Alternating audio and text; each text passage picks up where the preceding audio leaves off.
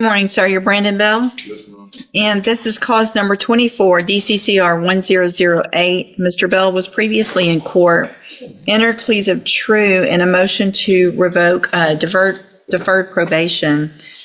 All right, viewers, buckle in, because today's case is one of the most chaotic, emotionally charged, and legally tangled stories we've covered yet.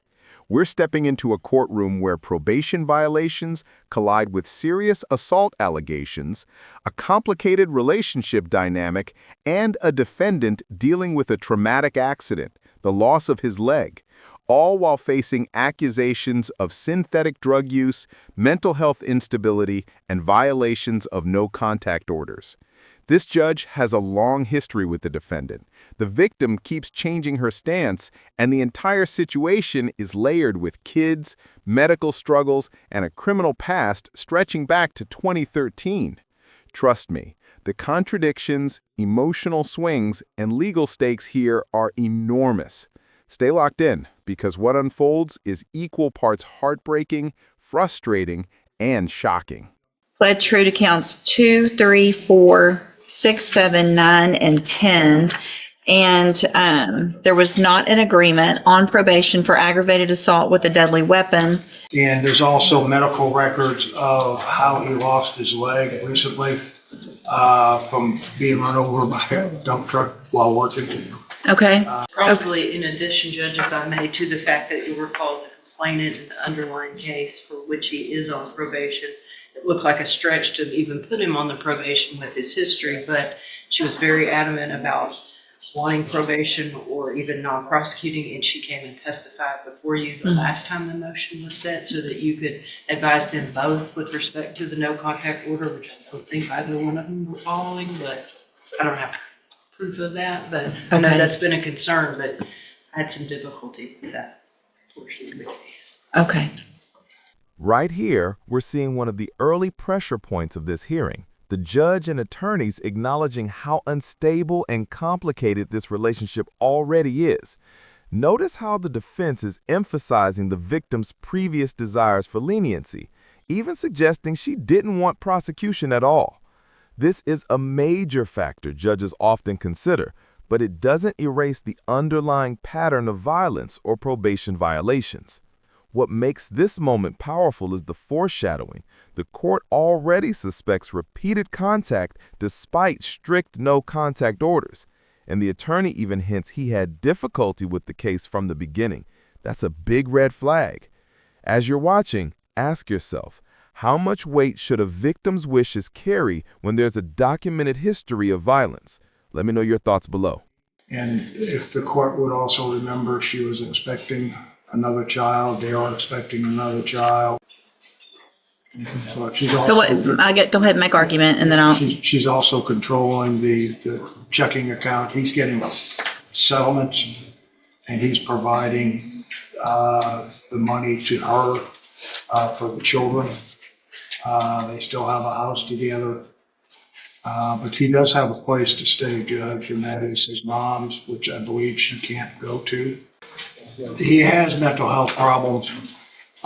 He's had some problems in reference to possibly smoking marijuana, but I think it's contributed to things that he has gone through in life.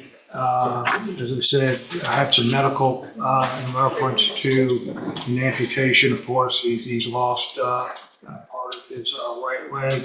That was due to a dump truck backing up over him while he was working. We're asking, Judge, that you continue him on probation. He does have obligations with his significant other in reference to the newborn.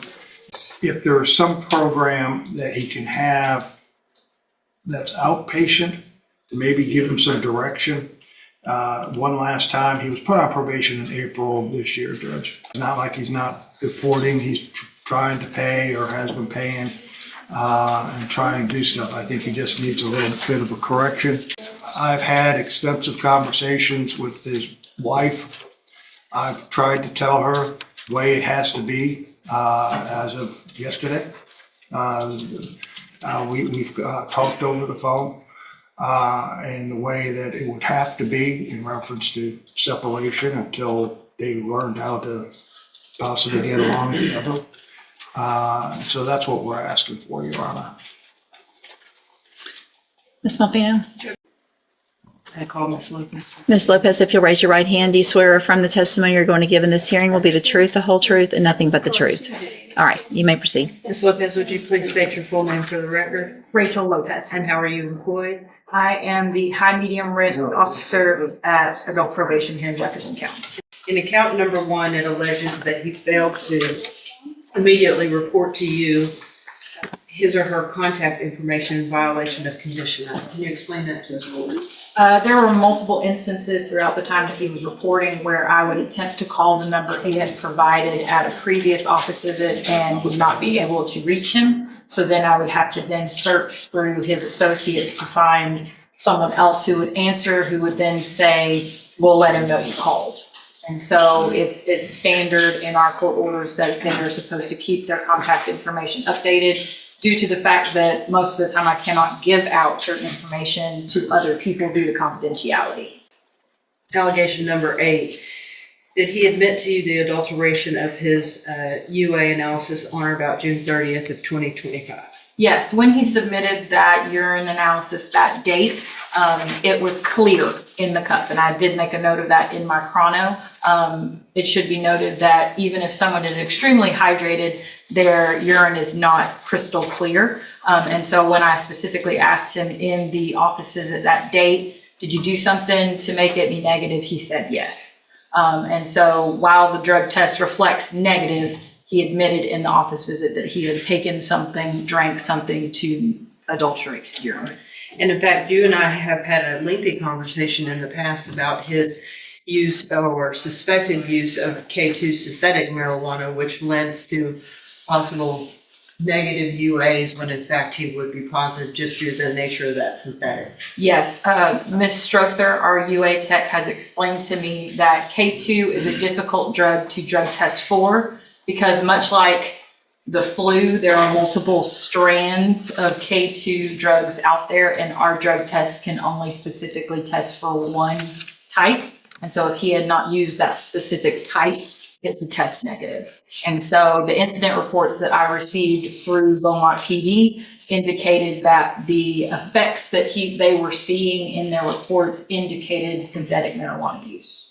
And that information is also reflected in your update to the court, correct? Correct. With respect to how his behavior appeared to be altered, involving odd hours, showing up at odd places, attempting to contact the complainant, etc., regardless of whether or not they mutually agreed to do so. And I believe your recommendation is very well thought out and very well put in updated PSI. Do you have anything to add to the report? I do not at this time. Okay, has I have some questions. Yes, sir. Ma'am, did you ever get his records from Spellman? I believe so, yes. And was he under medication? Not during the time of all of this taking place. I know that since he was out on bond, I believe he went to Spindletop as of August 11th, and that was when he began having his medication the way he was supposed to. In your report, you stated in the first or second paragraph that while the defendant does report as directed, he has made basic efforts towards paying his fees, correct? So he has been reporting to you. Correct. And then you also started receiving phone calls from the victim. Did you have any dealings with the victim at all? Were you here the last court hearing? I was. She didn't act very rational either, did she? Not often, no. And do you realize that they are expecting another child? Yes. And how many other children do you remember? I 3 or believe they 4? currently have 3 children together. I believe this is the 4th. If I told you that there was a settlement to Scott Brown in reference to the motor vehicle accident that took his leg, you wouldn't disagree with that. He told me that at the jail when I did my PSI update. And he's getting monthly, I guess, settlement checks or quarterly settlement checks in which the wife does have access to his account. That I don't have any knowledge of. You did also receive telephone calls from his mom, correct? Correct. And basically she said that he's talking out of his head, he has mental health issues, right? She did at one time, yes. She didn't know, well, has to be between April and now, right? Yes. Because it was put on. Specifically whenever he was out on bond. Okay. He did appear direct to be kind of delusional state, correct? Yes. Unable to remember reference to taking medications or injecting, so he was on some type of medication, correct? Correct. This section is where the probation officer's testimony starts to crystallize the judge's concerns. We hear about missed contact updates, suspiciously clear drug tests suggesting adulteration, and erratic behavior consistent with synthetic marijuana use, which, by the way, is notoriously unpredictable and often linked to severe psychological effects. What stands out most is the officer's calm but firm tone. She's painting a picture of someone whose instability isn't random, it's patterned. Add in the calls from the mother reporting delusional behavior, and you see why the judge is so alarmed. This isn't just one violation, it's a series of behaviors signaling escalating risk. So here's a question for the audience.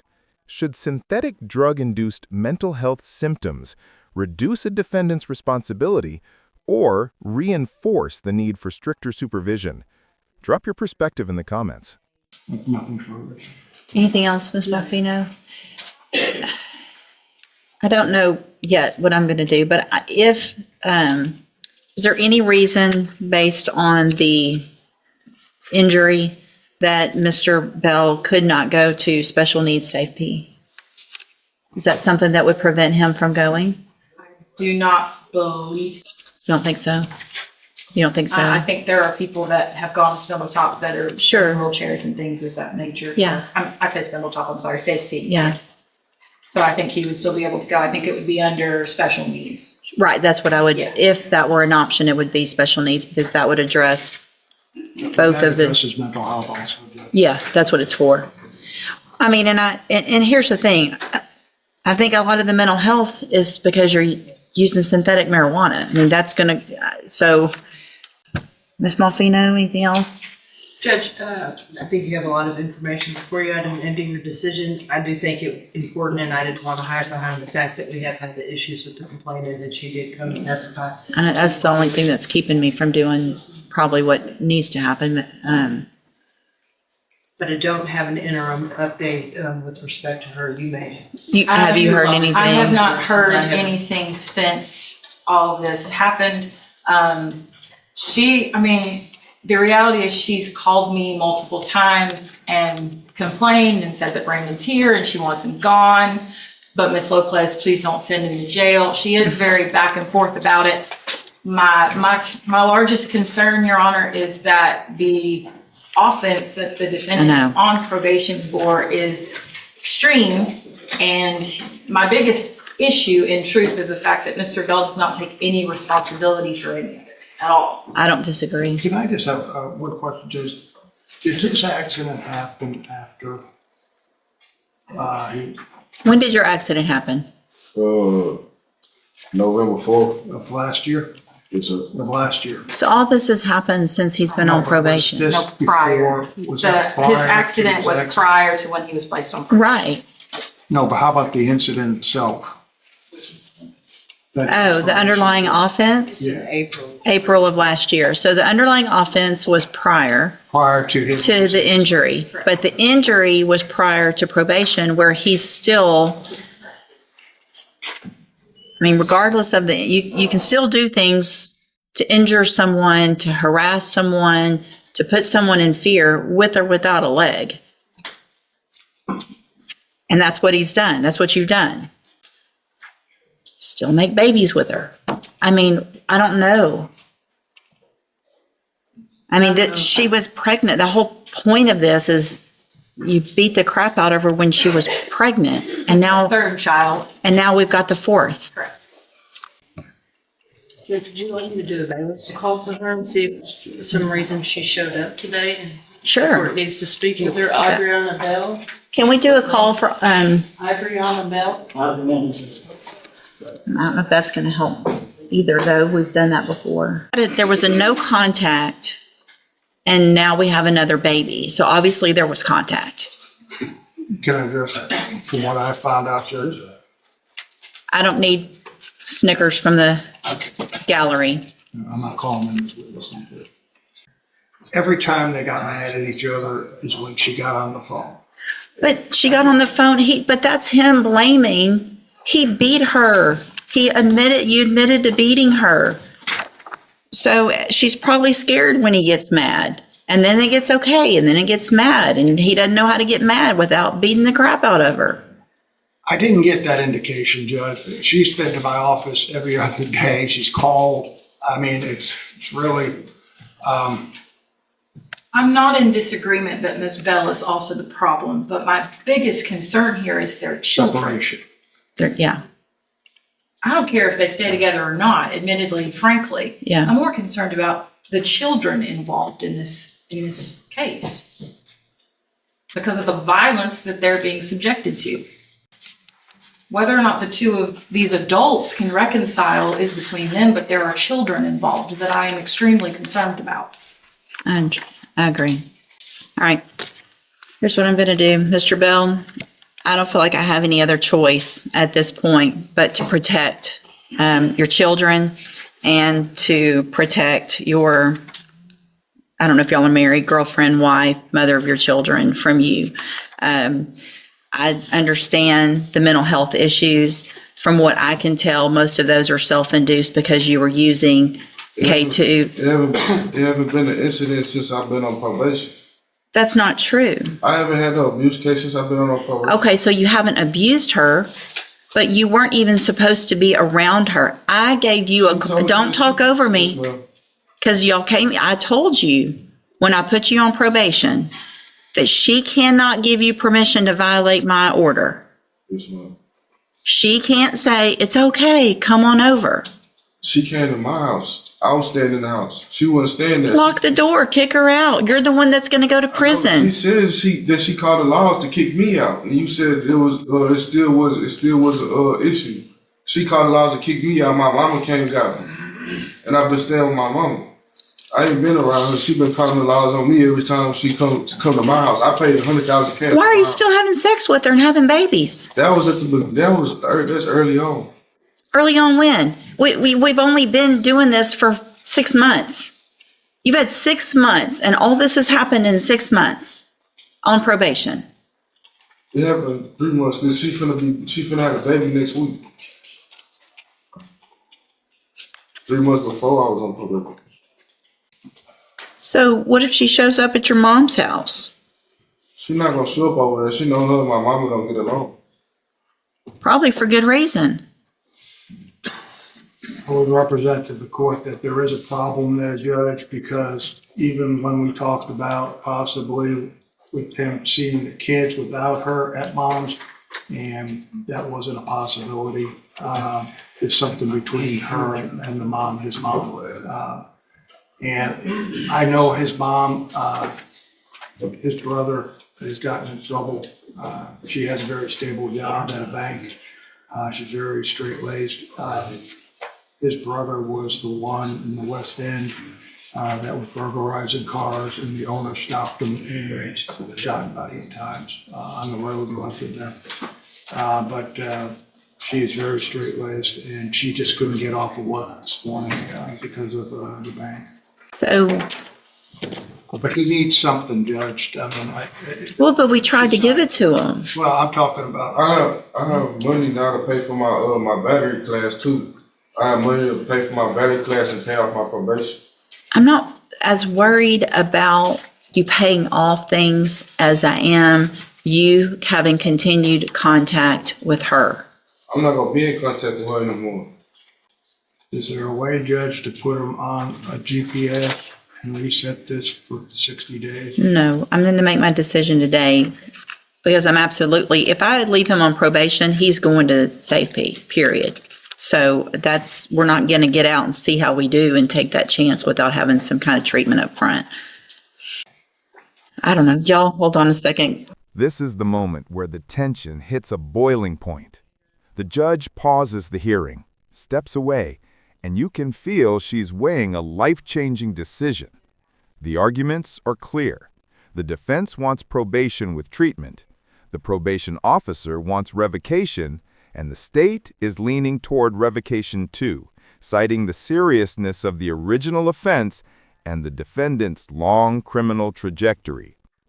The judge has to choose between giving one last chance or protecting the victim and children from continued danger.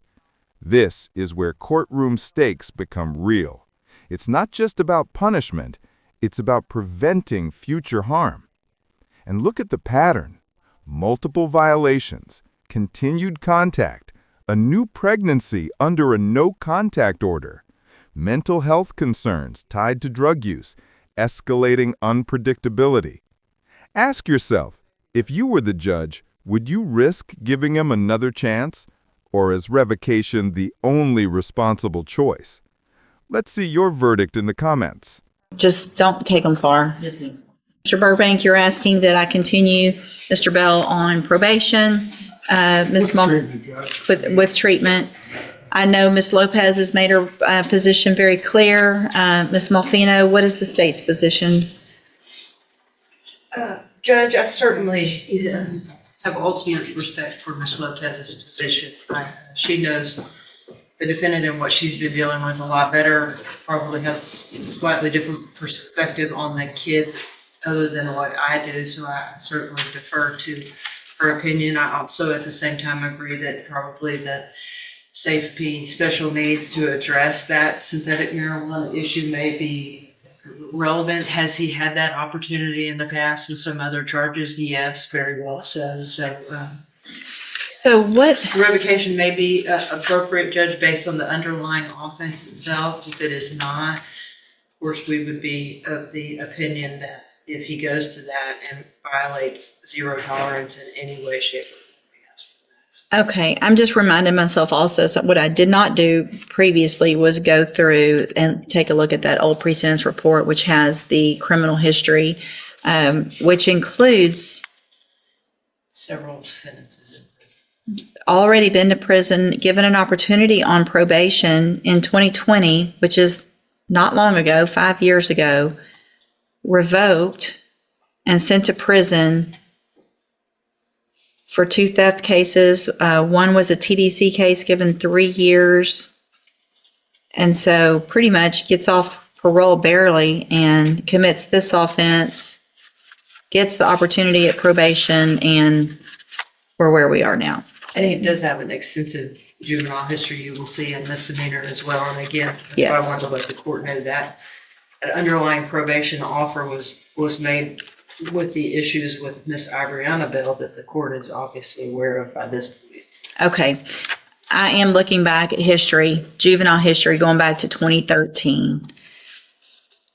Assaults, violation of court orders that look like it should have ended up in Texas Youth Commission. For some reason, they kept putting you on probation all the way until 2018, when you apparently become an adult. Then you start getting felonies and misdemeanors, get probations on all of those. Those are revoked. You beat the mother of your child while she's pregnant. You get a 5-year deferred probation, and you don't take advantage of that probation. I feel like at this time, what Ms. Lopez said is absolutely correct. You are a danger to your children. You're a danger to the menace to our county, and have been since 2013. Just one thing. Do you know when his mental health was discovered? I wasn't. Probably when he started using synthetic marijuana. So at this time, I'm going to find that you entered your plea of true.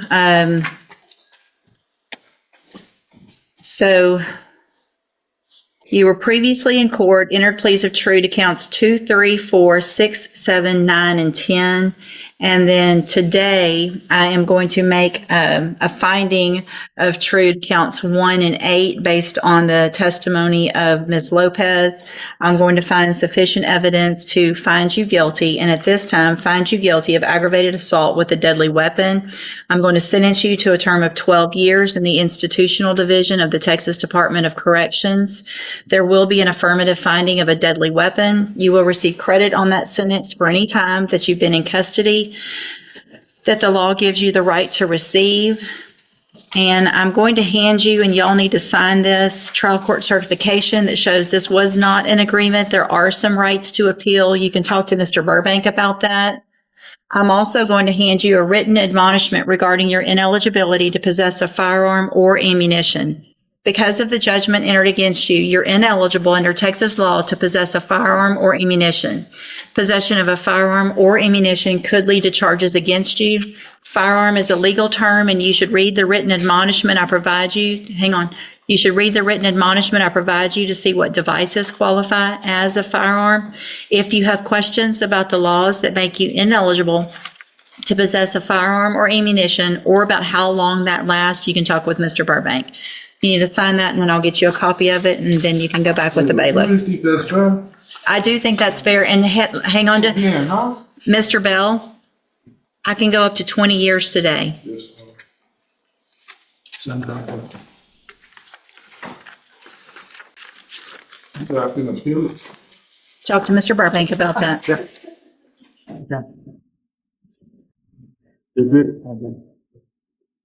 What a case. When you step back and look at the full picture, the judge's final decision becomes clearer. A long criminal history dating back over a decade, repeated probation revocations, an aggravated assault involving a pregnant victim, ongoing violations of no-contact orders, suspected drug use, and multiple signs of escalating instability. On top of that, the court had to consider the safety of several children and a partner who appeared emotionally conflicted and inconsistent in her requests. The judge ultimately issued a 12-year sentence, including a deadly weapon finding, a serious enhancement that will affect parole eligibility. It's a ruling grounded in public safety, accountability, and the recognition that prior leniency hadn't worked. Cases like this remind us how complex domestic violence, addiction, and mental health intersections can be, and how tough these courtroom decisions truly are. Yes, sir. Thank you. Oh, I didn't look at that criminal history.